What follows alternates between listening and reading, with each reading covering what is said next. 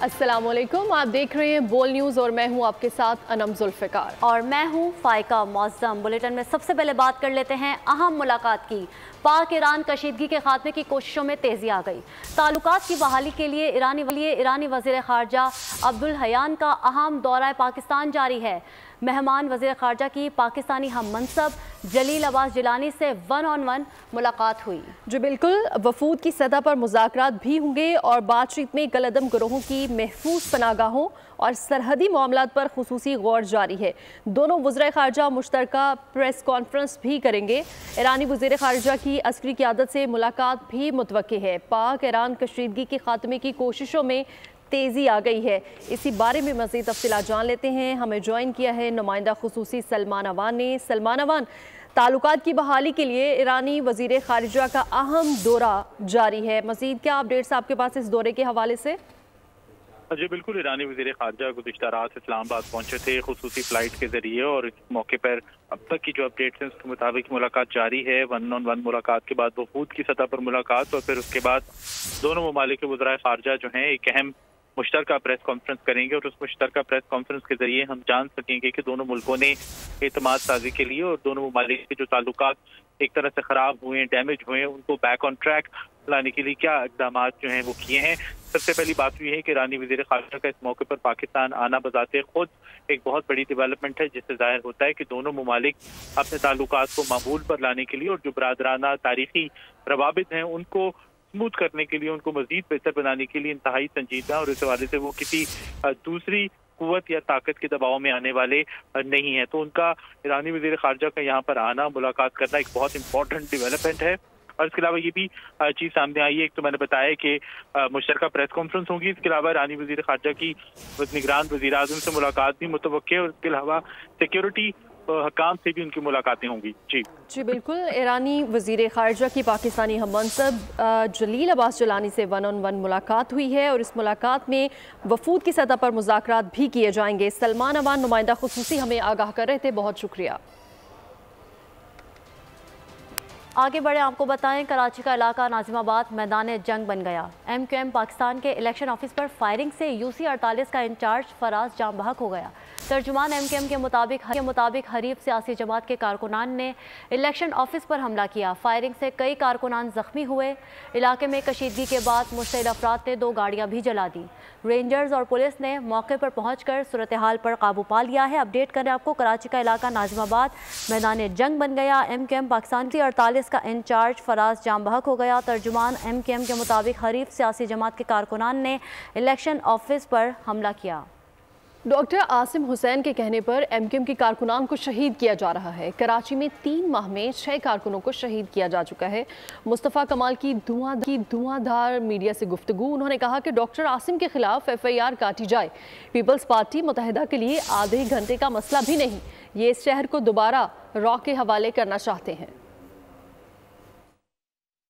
क्या कर रहे हैं कुछ जिम्मेदार लोग इस शहर में, जिनकी जिम्मेदारी है कत्लो गारतगरी को रोकना। हर वाक़े में MQM का कसूर MQM के नियत्ते शहीद होने वाले साथियों के कसूर को निकालने में अपनी सारी तवानाई सर्फ कर रहे हैं कि मरने वाले का ही कसूर है कि वो वहाँ पे मौजूद क्यों था कि मारा गया।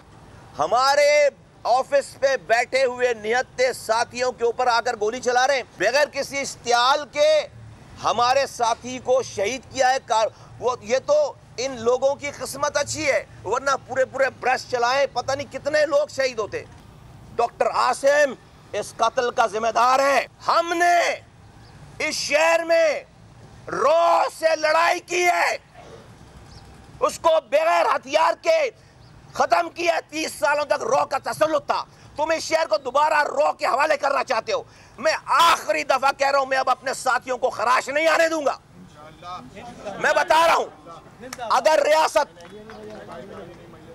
रियासत मेरे नियते साथियों को इस पार्टी के दहशतगर्दों से नहीं बचा सकती, हमें इजाजत दे। फिर ये मरना हमारे लिए मसला नहीं है। सुप्रीम कोर्ट ने सहाफ़ियों के खिलाफ नोटिस फौरी वापस लेने का हुक्म दे दिया। चीफ जस्टिस काजी फायज ईसा ने हुक्म दिया, तनकीद की बिना पर सहाफ़ियों को जारी नोटिस फौरी वापस लिए जाएं। गालम गलोच अलग बात है। अटॉर्नी जनरल को हिदायत की FIA तनकीद की बिना पर कार्रवाई ना करे, तनकीद रोकने के सख्त खिलाफ हूँ। सुप्रीम कोर्ट के बारे में तनकीद पर कोई मुकदमा दर्ज नहीं होगा। समाअत कल तक मुलतवी कर दी गई। हुकूमत को सहाफ़ियों पर तशद्दुद के खिलाफ रिपोर्ट 2 हफ्ते में फराहम करने का हुक्म दे दिया।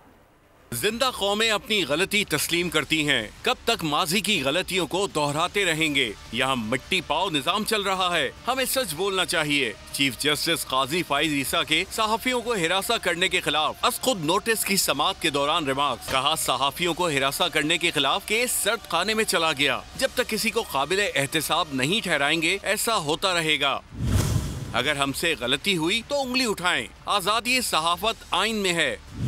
मेरा मजाक उड़ाएं, कोई फिक्र नहीं। अदलिया का मजाक उड़ाएंगे तो मुल्क का नुकसान होगा। सुप्रीम कोर्ट पर तनकीद जरूर करें, लेकिन आइन में भी कुछ हुदूद हैं। किसी को तशद्दुद पर उकसाने या इंतशार फैलाने का मामला अलग है।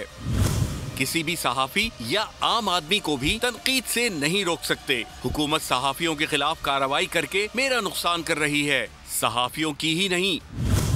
जजिस की भी आजादी इजहार राय होती है। तनकीद रोकने से मेरा कोई फायदा अगर हुकूमत कर रही है तो इसके सख्त खिलाफ हूँ। जस्टिस मुसर्रत हिलाली ने कहा, सोशल मीडिया ने इदारों को बहुत ज्यादा नुकसान पहुँचाया है। मुल्क की इज्जत खत्म हो गई है। मीडिया का भी काम है हकीकत पर मबनी चीजें सामने लाए। जस्टिस मोहम्मद अली मजहर बोले, प्रिंट और इलेक्ट्रॉनिक मीडिया का ज़ाब्ता इखलाक मौजूद है, सोशल मीडिया का नहीं है। यूट्यूब वालों की भी कोई एसोसिएशन है या ये मीडिया के साथ ही हैं? हर मीडिया हाउस की अपनी पॉलिसी होती है। लाजमी नहीं यूट्यूब वाली बात मीडिया पर भी की जा सके। फौजी अदालतों के केस की समाअत करने वाला बेंच टूट गया। जस्टिस सरदार तारिक मसूद ने खुद को बेंच से अलग कर लिया। अदालत ने नए बेंच की तश्कील के लिए मामला जजेस कमेटी को भिजवा दिया और कहा कि 3 रुकनी जजेस कमेटी अपीलों पर समाअत के लिए लार्जर बेंच तश्कील दे। फौजी अदालतों में सिविलियन ट्रायल कलअदम करार का फैसला मुअत्तल रहेगा।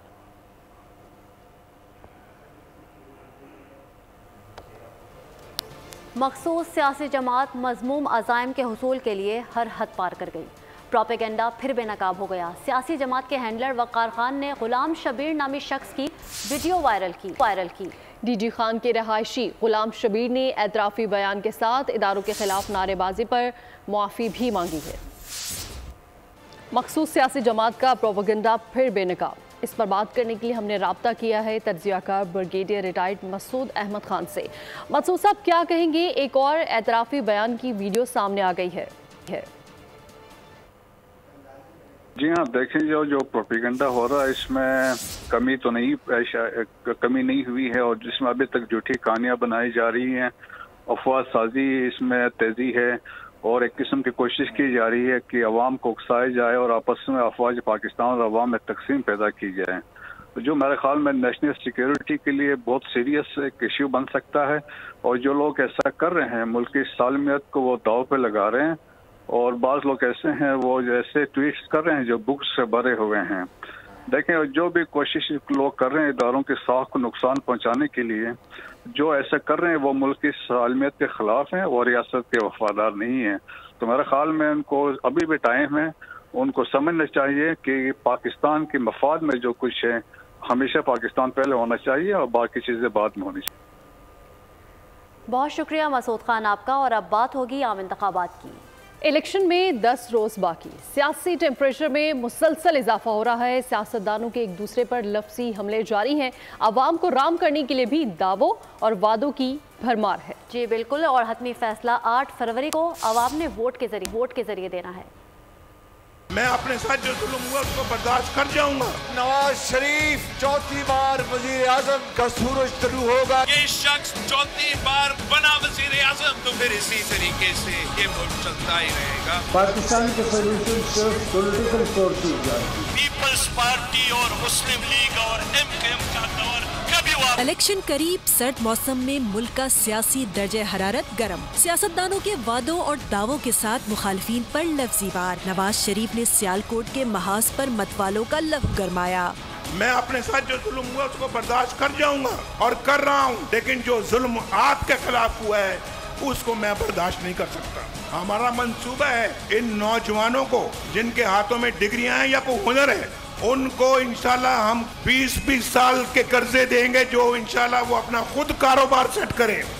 बिलावल भुट्टो लियाकत बाग पिंडी पहुँचे। लीगी कायद समेत दीगर हरीफों को आड़े हाथों लिया। वो समझते हैं कि वो आज से चौथी बार वजीर आजम बन चुके हैं। ये इनका गलत फहमी है। अगर आप सोच समझ के वोट डालते हो तो ये जो है जमहूरी साजिश है। इंशाअल्लाह ताला पाकिस्तान के अवाम मिलके इस साजिश को नाकाम करवा सकते हैं। आसिफ जरदारी ने हब में मुल्क और बलूचिस्तान के मसाइल पर बात की। बलूचिस्तान की बका ही जमहूरियत में है। इंशाल्लाह हम बलोचों का हक, आपकी धरती का हक, वो सब आपको दिलाएंगे। जो बलूचिस्तान जमहूरियत में काम कर सकता है वो जंग जर्दन में नहीं होता। शहबाज शरीफ और मरियम नवाज ने ताक ताक कर वार किए। एक सियासी मेहरबान है, वो आजकल जलसों में कभी कोई मजदूर कार्ड निकाल के दिखाते हैं, कोई किसान कार्ड निकाल कर दिखाते हैं। गौर से देखें तो लगता है कि ये कोई फुटबॉल मैच के रेफरी हैं। 8 फरवरी को येलो कार्ड दिखा के उनको मैदान से बाहर कर देगा। वोट की पर्ची एक पर्ची नहीं होती, वो आपकी तकदीर का फैसला, उसको बहुत सोच समझ के करना। आपका मुकद्दर पेट्रोल बम नहीं है, आपका मुकद्दर IT स्टार्टअप्स है, आपका मुकद्दर किलो वाले डंडे नहीं है, आपका मुकद्दर स्कॉलरशिप्स और लैपटॉप्स हैं। अमीर जमात इस्लामी सिराजुल हक ने तमाम जमातों को मुल्की मसाइल का जिम्मेदार करार दिया। जिन्होंने 76 साल तुम्हारी ऊपर हुकूमत की है और फिर भी कहते हैं कि एक बारी और पीपल्स पार्टी और मुस्लिम लीग और MKM का दौर कभी वापस नहीं आएगा। पार्टी रहनुमा इंतखाबी मुहिम में आवाम को अपनी जानिब मुतवज्जा करने में मसरूफ है, लेकिन असल फैसला 8 फरवरी को ही आएगा। मुल्क में आइंदा आम इंतखाबात की तैयारियां अरूज पर पहुंच गई। तमाम सियासी जमातें इंतखाबी मुहिम चलाने में मसरूफ हैं। इस्लामाबाद से हमारे नुमाइंदे मलिक सईद अवान पीपल्स पार्टी की नायब सदर सेनेटर शेरी रहमान के साथ मौजूद हैं, उनसे जानते हैं पीपल्स पार्टी की इंतखाबी मुहिम कैसे चल रही है। जी मलिक सईद, आगाह कीजिएगा। मुल्क में इलेक्शन की तैयारियां अरूज पे हैं और आइंदा आम इंतखाबात जो है 8 फरवरी को होने जा रहे हैं। तमाम पॉलिटिकल पार्टीज़ जो हैं वो अपनी अपनी भरपूर मुहिम चलाने जा रही है और पाकिस्तान पीपल्स पार्टी जो है वो इलेक्शन से पहले भी और अभी तो इस माहौल में अपनी कैंपेन बड़ी तेज़ी से चला रही है। हमारे साथ मौजूद है पीपल्स पार्टी की नायब सदर सेनेटर शेरी रहमान, इनसे जानते। जी मैडम बताइएगा, पीपल्स पार्टी की इलेक्शन मुहिम कैसी जा रही है? जी, आपने देखा कि कितने ज़ोरों शोर से ये मुहिम जारी है और महीने से जारी है, महीने से ज़्यादा। और जब कोई भी फील्ड में नहीं था, चेयरमैन बिलावल रोज़ मुतहर्रिक थे। आजकल तो कभी कभी दिन में 2-2 जलसे हो रहे हैं। कोई ये नहीं कह सकता कि गायब हैं या सुना सुना है ये माहौल, क्योंकि पीपल्स पार्टी ने ही इस इलेक्शन के माहौल को बनाया है। इसमें पार्टी का झंडा के रंग दिए हैं। तो हमने जैसे अपने सारे असासे डिप्लॉय किए हुए हैं फील्ड में और हम इस इलेक्शन को बहुत सीरियसली लेते हैं। हम इंतखाबी प्रोसेस को बहुत सीरियसली लेते हैं और उम्मीद है कि 8 फरवरी को लोग तीर का ही इंतखाब करेंगे। मैडम अगर मंशूर की बात की जाए तो पीपल्स पार्टी ने हमेशा आवाम की बात की, आम आदमी की बात की और हमेशा अवामी अहमियत के ही मंशूर लेके आए जिससे आम आदमी को फ़ायदा हुआ। इस बार जो पीपल्स पार्टी का मंशूर है वो बाज़ाहिर नज़र तो आ रहा है कि आम आदमी को उससे फ़ायदा होगा। एक चीज़ बहुत ज़्यादा सवाल आ रहा है कि 300 यूनिट फ्री देने का, उसको कैसे मैनेज किया जाएगा और ये आपका मंशूर जो है आप कितने % श्योर है कि ये आपकी अगर हुकूमत आती है तो मुकम्मल होगा? देखिए, जैसे Benazir income support programme launch हुआ था, एक इवेंचुअली एक जाल तो बिछ गया, बल्कि दूसरी हुकूमतें जो हमसे सहमत भी नहीं थी इन इश्यूज़ पर, उनको ओन करना पड़ा क्योंकि दुनिया ने इसको ओनरशिप दी है। बेनज़ीर इनकम सपोर्ट प्रोग्राम को ग्लोबली ओनरशिप है कि गोल्ड स्टैंडर्ड है ये नेट अपना सिक्योरिटी सोशल प्रोटेक्शन के नेट जिस तरह बनते हैं। तो अब ये एक तरजीह है, एक उम्मीद से बढ़ के एक प्रोग्राम बनेगा। ये जो 300 तक यूनिट तक लोग इस्तेमाल करते हैं, उनके पास ज़ाहिर है एक ऐसा इनकम नहीं है डिस्पोजेबल जिसे कहते हैं, उनके पास वो वसीले नहीं हैं जिससे वो अपने बच्चों को होमवर्क शाम को करा सकें, जिसमें उनका चूल्हा जल सके, जिनमें बत्ती, फ्रिज, टीवी जल सके। तो वो चाहते होंगे कि भाई उनको तो कोई सहूलत दें, क्योंकि बिजली के बिल जो है, यूटिलिटीज़ के बिल लोगों के लिए कमर तोड़ एक तकलीफ हो गए। लेकिन ठीक है मलिक सईद अवान, बहुत शुक्रिया। बात करते हैं एक बार फिर आम इंतखाबात की तैयारियों के हवाले से। सिंध का सैलाब ज़दा और पसमानदा इलाका 7 शरीफ के हल्का PS 77 से पीपल्स पार्टी के रहनुमा मुराद अली शाह इंतखाब लड़ रहे हैं। मुराद अली शाह के मुताबिक उनके मद्दे मुकाबिल दूर दूर तक कोई नहीं है। ब्यूरो हेड हैदराबाद इरफान अराई ने उनसे खुसूसी गुफ्तगू की है, आप भी देखिए। पीपल्स पार्टी सिंध भर में भरपूर तरीके से अपनी इंतखाबी मुहिम चला रही है। इस वक्त हमारे साथ साबिक वजीर आला सिंध मुराद अली शाह साहब, जो कि 7 के हल्के से इंतखाब लड़ रहे हैं। हम उनसे जानते हैं कि उनके हल्के में कितना काम हुआ है उनके दौर में और क्या क्या अवामी शिकायत दूर हुई हैं। बिस्मिल्लाहिर्रहमानिर्रहीम, शुक्रिया आपका। मैं सिर्फ अपने हल्के की बात नहीं करूँगा, मेरे पे पार्टी ने रिस्पॉन्सिबिलिटी डाली थी, जिम्मेदारी दी थी पूरे सूबे की, और अल्हम्दुलिल्लाह पूरी कोशिश की थी कि इस मुल्क के लोगों की उम्मीदों पे हम पूरा उतर सके। कोई भी तकलीफ़ होती ना, वो हमें अपना एक ख़ानदान का फ़र्ज समझते हैं, तो कोशिश पूरी की है। इंशाअल्लाह ताला इलेक्शन हो रहे हैं, इलेक्शन का रिज़ल्ट आएगा तो उससे भी पता चल जाएगा कि मैं कितना अपने हल्के की उम्मीदों के लोगों की तवक्कुआत पे पूरा उतरा कि नहीं। मेरा ज़मीर बड़ा क्लियर है कि कोशिश बहुत हद दर्जा की है। ने पूरे सिंध में, मैंने अभी बात भी की थी, 61 सीटें नेशनल असेंबली की, मेरी एक उंगली पे गिनने जितनी, एक हाथ की उंगली पे गिनने जितने लोग भी खड़े किए नहीं किए। इसी तरीके से बाकी जमातें हैं, कोई किसी के पीछे छुप रही है, कोई किसी के पीछे छुप रही है। हालत ये थी कि वो ये कह रहे थे कि यार इस हल्के में या जो भी हल्के में, अपने हल्के की बात नहीं कर रहा, मैं इलेक्शन नहीं लड़ता, दूसरी पार्टी को कहते हम आपसे एहतियात कर लेते, आप इलेक्शन लड़ लो। ये हालत थी। इधर ये मामला नहीं था। हमारे यहाँ तो एक एक सीट पे 10-10 अच्छे उम्मीदवार होते हैं। लीडरशिप को एक मसला हो जाता है कि सेलेक्ट करें किसमें। वहाँ 10-10 जमातें इकट्ठी होके 9 जमातें 10वीं को कहती है कि हम मदद करते, हम नहीं लड़ते, तुम इलेक्शन लड़ लो। तो ये सुबह सिंध की तो ये सूरत हाल है और इंशाल्लाह 8 फरवरी को पता चल जाए। जी, आपने गुफ्तगू सुनी मुराद अली शाह साहब की। वो अपने हल्के के लिए बहुत पुरुमीद हैं, सीट वो निकालेंगे और कहते हैं कि मैं अपने हल्के से सीट निकालने के बाद आवाम की। आपका निगरान वज़ीर तवानाई मोहम्मद अली ने कहा है 300 तो क्या 50 यूनिट बिजली भी मुफ्त नहीं दी जा सकती। बोल के मेज़बान आमिर ज़िया से इंटरव्यू में कहा मुल्क में बिजली के 3 करोड़ सार्फिन हैं, जिनमें से 90% माहाना 300 यूनिट से कम बिजली इस्तेमाल करते हैं। 2 करोड़ 70 लाख सार्फिन को 1200 अरब की बिजली मुफ्त देना मुमकिन नहीं। 50 यूनिट वाले को भी फ्री बिजली नहीं दे सकते। उसकी बहुत बड़ी पहली वजह तो ये है, 2 बड़ी वजूहत है। पहली वजह तो क्या, IMF के प्रोग्राम में है 90% कंज्यूमर 300 यूनिट से कम इस्तेमाल करते, 85 से 90% है। तो आपके मुल्क में 2 करोड़ 70 लाख जो कंज्यूमर है उसको आप फ्री बिजली दे देंगे क्या? तो 1000 अरब 1200 अरब की बिजली आप फ्री तो दे ही नहीं सकते। तो ये पॉसिबल नहीं है कि इस तरीके से फ्री बिजली किसी को भी दी जाए। मुल्क के मुख्तलिफ शहरों में बारिश और बर्फबारी, खुश्क सर्दी की छुट्टी हो गई। मलका कोहिसार मरी में चांदी बिखर गई। वादी नीलम, सवात, कलाम, मालम जब्बा पर सफ़ेदी छा गई। लोअर दीर और जनूबी वज़ीरिस्तान में हर तरफ बर्फ ही बर्फ। रावलपिंडी, इस्लामाबाद में बारिश, कोयटा, ज़ियारत चमन में बरसात के बाद सर्दी बढ़ गई। कराची में आज और कल रिमझिम का इम्कान है। दिलकश और हसीन मनाजिर, तवील सड़कें और चारों तरफ बर्फ ही बर्फ। मुल्क में बारान रहमत बरसने से तवील खुश साली का खात्मा हो गया। इस्लामाबाद और रावलपिंडी में हल्की फुल्की बारिश। तवील इंतजार के बाद मलका कोहिसार मरी में बर्फबारी से हर मंजर हसीन हो गया। वादी नीलम के पहाड़ों पर मोती बरसे। सवात, कालाम, मालम जब्बा पर भी पहाड़ों ने सफेद चादर उड़ ली। लोअर दीर, गजर और जनूबी वजीरिस्तान में चांदी बिखर गई। सर्दी की शिद्दत में इजाफा हो गया। क्वेटा समेत बलूचिस्तान के मुतादिद इलाकों में मेघा बरसी। कराची में बादलों ने डेरे डाल लिए। आज और कल रिमझिम फौर का इम्कान है। महकमा मौसमियात ने मजीद 2 रोज तक बर्फबारी का सिलसिला जारी रहने की पेशगोई की। साथ ही सयाहती मकामात का रुख करने वालों को हिदायत की है कि बर्फबारी में पहाड़ी इलाकों की जानिब सफर से गुरेज करें। मलिका कोहिसार मरी में तवील खुश्क सर्दी के बाद बर्फबारी का आगाज हो गया है। सर्दी की शिद्दत बढ़ गई। सयाह बर्फबारी के नज़ारों से खूब लुत्फ अंदोज हो रहे हैं। तमाम महकमे भी हाई अलर्ट हैं। मजीद जानते हैं मरी मॉल रोड पर मौजूद हमारे नुमाइंदे आरिफ सईद से। जी बिल्कुल, मैं साथ मौजूद हूँ मलिका कोहिसार मरी के तफरीह मरकज मॉल रोड पर।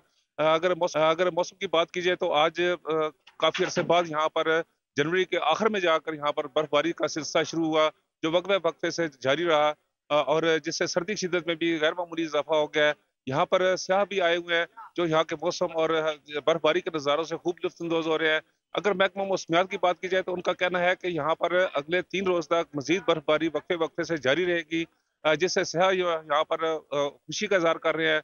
उनके चेहरे भी खुशी से खिल उठे हैं कि चलो हम यहाँ पर स्नोफॉल देखेंगे और खूब इंजॉय करेंगे। मेरे साथ सयाह भी है, आइए इनसे पूछते हैं कोई यहाँ के नज़ारों और मौसम को कैसे इंजॉय कर रहे हैं। जी अस्सलाम वालेकुम। सुबह 8 बजे यहाँ पे मौसम सरमा की पहली बर्फबारी हुई है। बहुत ज़्यादा इंजॉय किया है, बड़ा मज़ा आ रहा है। अभी भी हल्की हल्की बारिश हो रही है, सर्दी में थोड़ा सा इजाफा है, बड़ा मज़ा आ रहा है, बहुत इंजॉय कर रहे हैं। जी, जैसा कि आप बता रहे हैं जी कि यहाँ पर के नज़ारे इंतहाई खूबसूरत है और हम खूब इंजॉय कर रहे हैं। जी बहुत शुक्रिया। गिलगित बल्तिस्तान में मौसम अबर आलूद के साथ पहाड़ों पर बर्फबारी का सिलसिला जारी है। गिलगित बल्तिस्तान के मौसम का अहवाल जानेंगे दरिया गिलगित के किनारे मौजूद बोल न्यूज़ के नुमाइंदे नदीम खान से। जी नदीम खान, आगाह कीजिएगा, कैसा मौसम है? जी बिल्कुल, गिलगित बल्तिस्तान के अगर मौसम की बात करते हैं तो गिलगित बल्तिस्तान के बालाई इलाकों समेत मैदानी इलाके इन दिनों शदीद सर्दी की लपेट में, खुश्क सर्दी का राज है। इसके साथ साथ अगर आज के मौसम की बात करते हैं तो आज गिलगित बल्तिस्तान के शहरी इलाकों में मौसम जुज़वी अबर आलूद है, यकबस्ता हवाएं चल रही हैं। और इसके साथ साथ आपको ये बता दें कि महकमा मौसमियात के मुताबिक आइंदा 3 रोज़ तक गिलगित बल्तिस्तान के बालाई इलाकों समेत मैदानी इलाकों में मौसम जो है वो अबर आलूद रहेगा। पहाड़ों पर बर्फबारी का इम्कान जाहिर किया गया है। और इसके साथ साथ आपको ये बता दें कि गिलगित बल्तिस्तान के शहरी इलाकों में सुबह और शाम के औकात सर्दी की शिद्दत जो है बहुत ज्यादा रहती है। दर्जे हरारत जो है वो नुक्ता इंजिमात से नीचे गिर जाता है। शुक्रिया नदीम खान आपका। एबटाबाद में तवील खुश्क सर्दी के बाद बारिश और सियाहती मुकामात नथिया गली, ठंडियानी और अयूबिया समेत दीगर पहाड़ों ने सफ़ेद चादर ओढ़ ली। सर्दी की शिद्दत में भी इजाफा हो गया। बर्फबारी शुरू होते ही सयाहों की बड़ी तादाद ने मुल्क भर से गलियात आना शुरू कर दिया है। इस हवाले से मज़ीद तफसीलात बता रहे हैं नुमाइंदा बोल न्यूज़ अब्दुल वासे खान। एबटाबाद के मौसम की तो एबटाबाद में ठंड का राज है। तवील खुश साली के बाद एबटाबाद के शहरी इलाकों में और एबटाबाद के सियाती मकामात नथिया गली, ठंडियानी और अयूबिया में जो है बर्फबारी का सिलसिला जो है वो शुरू हो चुका है। एबटाबाद के पहाड़ों ने सफ़ेद चादर ओढ़ ली है। एबटाबाद में ठंडी हवाओं का राज है। यहाँ पे मैं आपको बताता चलूँ कि कल रात से एबटाबाद के शहरी इलाकों में बारिश और एबटाबाद के सियाती मकामात पे बर्फबारी जो है वो का सिलसिला दर्जा हरारत की। तो इस वक्त जो एबटाबाद के सियाती मकामात नथिया गली, ठंडियानी और अयूबिया दर्जा हरारत है वो नुक्ता जमात से नीचे पहुंच चुका है।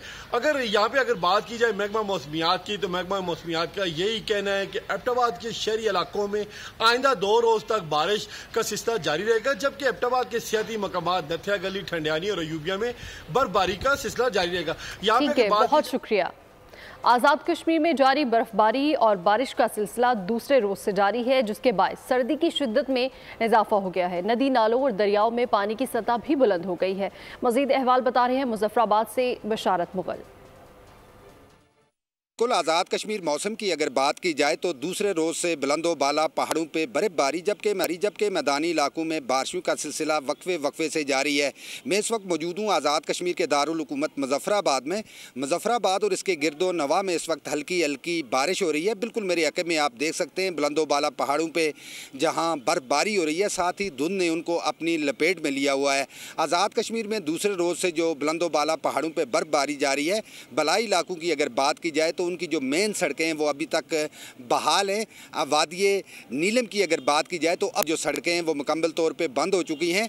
नीलम जो है केल तक बहाल है। इसी तरीके से अगर आज़ाद कश्मीर के ज़िला जेहलम वैली की बात की जाए जिसमें वादिये लीपा है, उसकी मेन सड़क भी बहाल है। और साथ ही अगर ज़िला बाग की बात की जाए तो सुदन गली से चकार बरास्ता बाग जो है वो सड़क अभी तक बहाल है। वैली आज़ाद कश्मीर की भी मेन सड़क बहाल है। आज़ाद कश्मीर के बलाई इलाकों के अंदर बर्फबारी और मैदानी इलाकों के अंदर जो मुसलसल बारिशें आज दूसरे रोज़ से उससे नदी नालों और दरियाओं के अंदर जहां पानी की सतह मुसलसल बुलंद होती जा रही है, वहीं सर्दी की शिद्दत। बशारत आपका। दूसरी जानिब कोहिस्तान और शांगला में भी गुज़िश्ता रोज़ से शदीद बारिशों का सिलसिला जारी है, जिससे मौसम इंतहाई सर्द हो गया। कोहिस्तान के बाला इलाकों में बर्फबारी का सिलसिला भी जारी है। मज़ीद जानते हैं नुमाइंदा बोल न्यूज़ शम्सुर रहमान शम्स से। जी बिल्कुल, इस वक्त मैं ज़िला कोहिस्तान और शांगला के संगम बिशाम में मौजूद हूँ। यहाँ पे गुज़िश्ता 2 रोज से बारिशों का सिलसिला जारी है, जबकि पहाड़ी इलाकों में पहाड़ों पे बर्फबारी का सिलसिला जारी है। बारिशों और बर्फबारी की वजह से यहाँ पे सर्दी की शिद्दत में इजाफा हुआ है, जिसकी वजह से गर्म मलबूसात की तलब में भी इजाफा हुआ है और जलाने की लकड़ की तलब में भी इजाफा हुआ है। बारिशों की वजह से शहर कराकरम पे लैंड स्लाइडिंग के वाकयात भी रोनुमा हो रहे हैं। गुज़िश्ता रोज कूस कमेला के मुकाम पे लैंड स्लाइडिंग की वजह से एक मोटर कार जो है मलबे तले दब गई, जिसके नतीजे में 4 अफराद जख्मी हुए, जिन्हें मुकामी पुलिस ने ठीक है शम्सुर रहमान, बहुत शुक्रिया। और आगे बढ़ते हुए आपको बताएंगे कि उर्दन में अमरीकी फौजी अड्डे पर ड्रोन हमला, 3 फौजी हलाक और 25 जख्मी हो गए। अमेरिका ने ईरान की जानिब उंगली उठाते हुए कहा इसका हिसाब लिया जाएगा। दूसरी जानिब ईरान इल्ज़ाम की तरदीद कर रहा है। उर्दन में नामालूम ड्रोन आया, अमरीकी फौज को निशाना बनाया। हमले में 3 फौजी मारे गए, 25 जख्मी हुए। गजा में इसराइली जारियत के आगाज के बाद से मशरिक़ वुस्ता में ये अमरीकी फौजियों की हलाकत का पहला वाक़या है। अमरीकी हुकाम के मुताबिक हमला शामी सरहद से किया गया। इल्ज़ाम लगाया कि वाक़े में इराक और शाम में ईरानी हिमायत याफ्ता अस्करी गिरोह मुलव्वस हैं। सदर जो बाइडन ने खबरदार किया है कि अमरीकी फौजियों की हलाकत का बदला लिया जाएगा। ऐसे में ईरान ने अमरीकी इल्ज़ाम मुस्तरद कर दिया। तर्जुमान वज़ारत ख़ारजा नसीर कनानी कहते हैं खित्ते में ईरानी इत्तेहादी मौजूद हैं जो कार्रवाइयों के लिए ईरान से अहकामात नहीं लेते। ईरान इन हमलों में बराह रास्त मुलव्वस नहीं। उर्दन हमलों पर डोनाल्ड ट्रंप की बाइडन इंतज़ामिया पर शदीद तनकीद। साबिक सदर ने कहा कार्रवाई अमरीकी हुकूमत की कमज़ोरी ज़ाहिर करती है। वो सदर होते तो ना यूक्रेन की जंग छिड़ती, ना हमास इसराइल पर हमला कर पाता। उर्दन में अमरीकी फौजियों की हलाकत पर डोनाल्ड ट्रंप भड़क उठे। ट्वीट्स में बाइडन इंतजामिया को शदीद तनकीद का निशाना बनाया। कहा वो सदर होते तो ईरान कभी ये जुर्रत ना करता। उनकी सदारत में ना यूक्रेन की जंग छिड़ती, ना हमास इसराइल पर हमला करता। बाइडन इंतजामिया ने ईरान से नरमी बरती, उसे अरबों डॉलर्स दिए। जब वो सदर थे तो ईरान कमजोर और पाई का मोहताज था। मशरिक़ वुस्ता में ईरानी प्रॉक्सीज अमरीकी फोर्सेस पर 150 हमले कर चुकी हैं। जो बाइडन ने क्या किया? ट्रंप ने खबरदार किया कि दुनिया तीसरी आलमी जंग के दहाने पर पहुंच चुकी है। कहा वक्त आ गया है कि बज़ोर ताकत अमन कायम किया जाए। और गजा पर इसराइली जारहियत जारी है। 7 अक्टूबर से अब तक 26,000 से ज़ायद फ़लस्तीनियों को शहीद कर दिया गया, 65,000 से ज़ायद जख्मी हो गए। हालिया वाक़े में इसराइली फोर्सेस ने 2 भाइयों को अहले खाना के सामने मार डाला।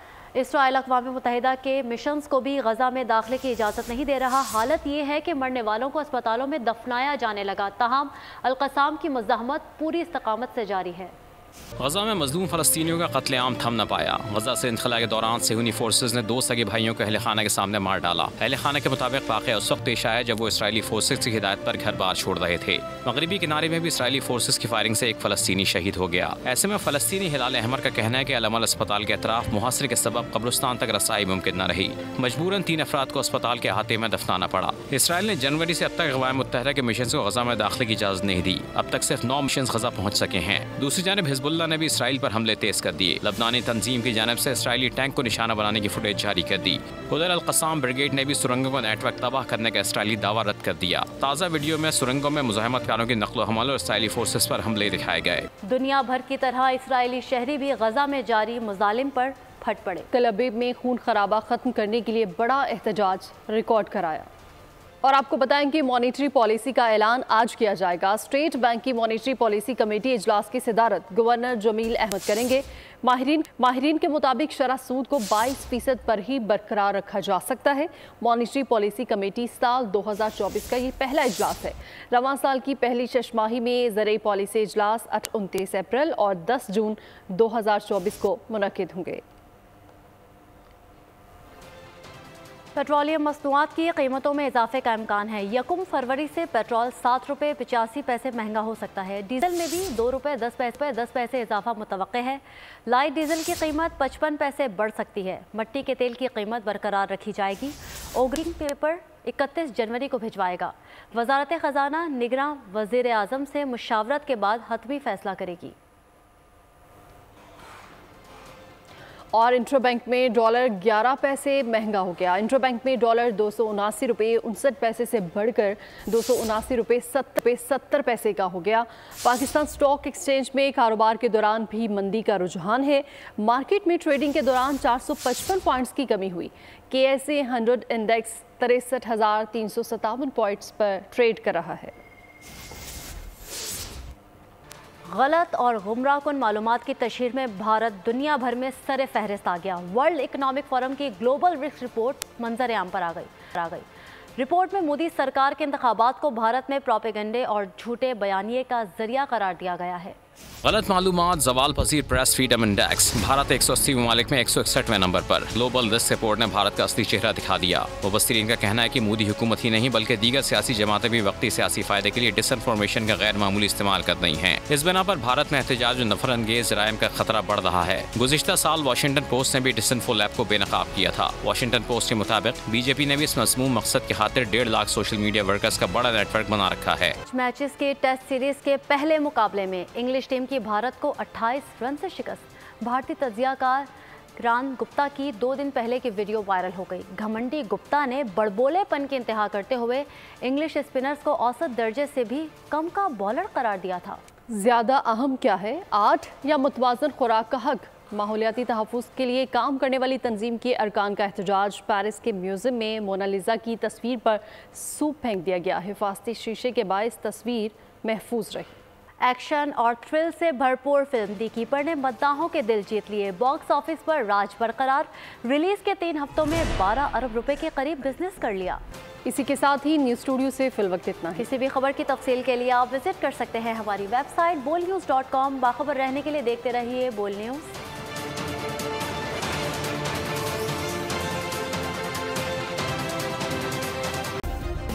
सब्सक्राइब करें और बेल दबाएं ताकि कोई खबर रह न जाए।